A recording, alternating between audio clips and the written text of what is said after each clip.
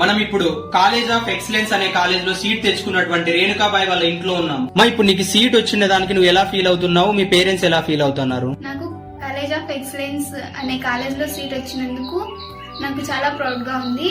మా పేరెంట్స్ కూడా చాలా హ్యాపీగా ఉన్నారు. పర్ డే ఎన్ని అవర్స్ చదువుతుంటావు మనవు? 11 hours sir. నీ జూనియర్స్ కి నువ్వు ఏం సజెషన్స్ ఇస్తావు? ఎర్లీ మార్నింగ్ లేచి చదువుకుంటే అంటే అప్పుడు చాలా పీస్ఫుల్ గా ఉంటుంది కాబట్టి మన మైండ్ లో ఫిక్స్ అయి ఉంటాయి కాబట్టి అన్ని క్వశ్చన్స్ మార్నింగ్ టైమ్స్ లేదా టైం టేబుల్ వేసుకుని చదువుకుంటే కాన్సన్ట్రేషన్ మన స్టడీస్ మీదే ఉండాలి, పక్కకు వెళ్ళకూడదు సార్. మీ అక్క ఎలా చదివేది మా? బాగా చదివేది సార్. ఇంటికాడ ఉన్నప్పుడు కూడా ఎర్లీగా లేసి బాగా చదువుకుంటుంది సార్. మీ అక్క నుండి ఏ క్వాలిటీ నువ్వు నేర్చుకోవాలనుకుంటున్నావు? మక్కను చూసి నేను బాగా చదువుకోవాలని నేర్చుకుంటున్నాను సార్. మీ మనవరాలు ఇట్లా సీట్ తెచ్చుకుంది కదా, మీరు ఎట్లా ఫీల్ అవుతారు పెద్దమ్మ?